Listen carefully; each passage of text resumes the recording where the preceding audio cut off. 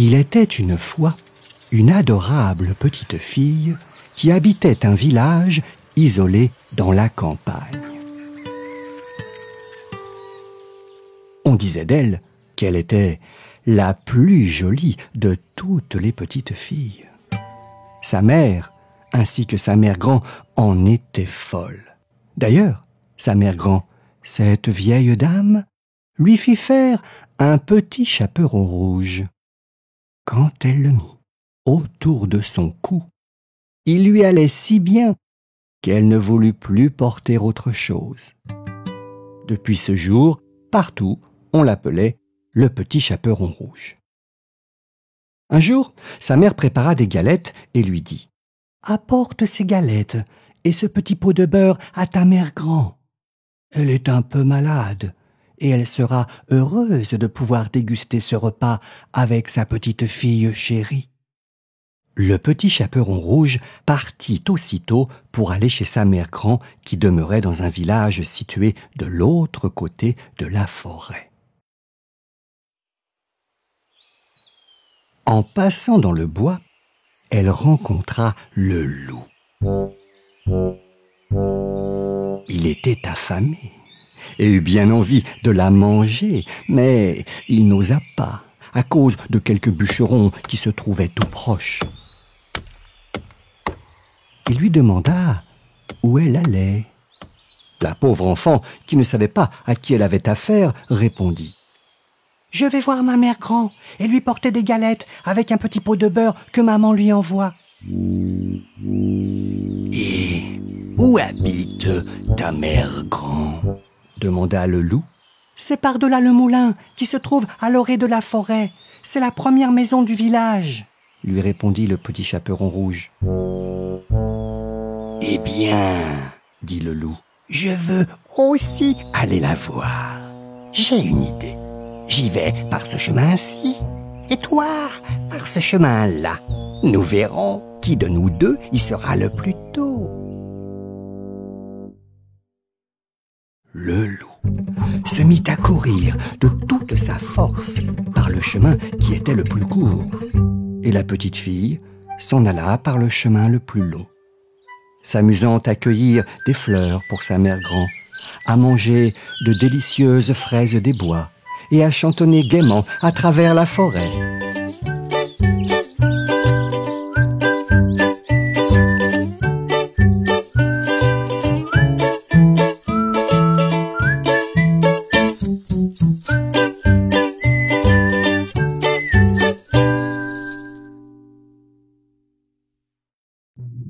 Le loup, lui, ne fut pas longtemps à arriver devant la maison de la mère grand.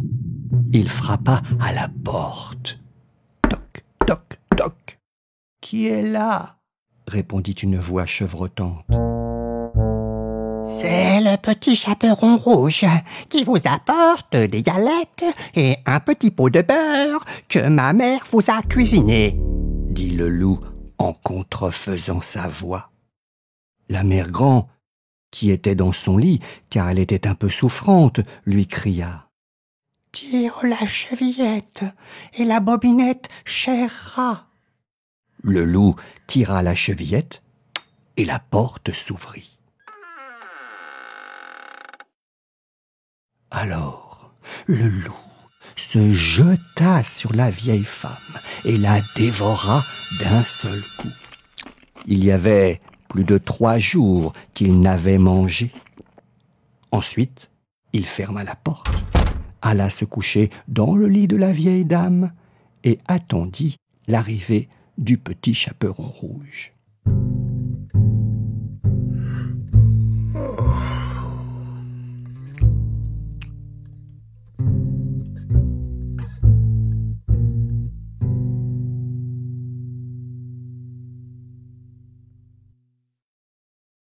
Quelques minutes plus tard, le petit chaperon rouge frappa à la porte.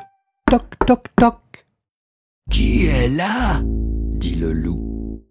Le petit chaperon rouge prit peur en entendant la grosse voix du loup. Mais, se rappelant que sa mère grand était malade, il répondit « C'est votre petite fille, le petit chaperon rouge qui vous apporte des galettes et un petit pot de beurre que ma mère vous envoie. » Le loup adoucit un peu sa voix et lui cria « Tire la chevillette et la bobinette, cher rat. » Le petit chaperon rouge tira la chevillette et la porte s'ouvrit. Le loup, la voyant entrer, se cacha sous les draps et lui dit « Mets les galettes et le petit pot de beurre sur le buffet et viens t'asseoir à mes côtés. » Le petit chaperon rouge déposa délicatement les aliments et vint s'asseoir sur le rebord du lit, juste à côté de la vieille dame. Elle fut un peu étonnée de ne pas très bien reconnaître sa mère grand, et elle dit « Mère grand, que vous avez de grandes jambes. C'est pour mieux courir, mon enfant.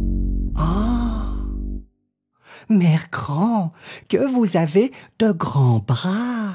C'est pour mieux t'embrasser, mon enfant. Ah, mère grand, que vous avez de grandes oreilles. C'est pour mieux t'écouter, mon enfant. Ah, mère grand, que vous avez de grands yeux. C'est pour mieux te voir, mon enfant. Ah, mère grand, que vous avez de grandes dents. C'est pour mieux te manger, mon enfant. » Et en disant ces mots, le méchant loup se jeta sur le petit chaperon rouge et la mangea. Moralité, attention à tous ces bonimenteurs et à ce qu'ils te racontent. Car même si le loup ne mange pas les petits enfants, comme il est dit dans cette histoire, il ne faut jamais discuter sur ton chemin avec des personnages que tu ne connais pas. Et ceci est valable dans la forêt, dans la rue, dans un grand magasin, mais aussi et surtout sur Internet.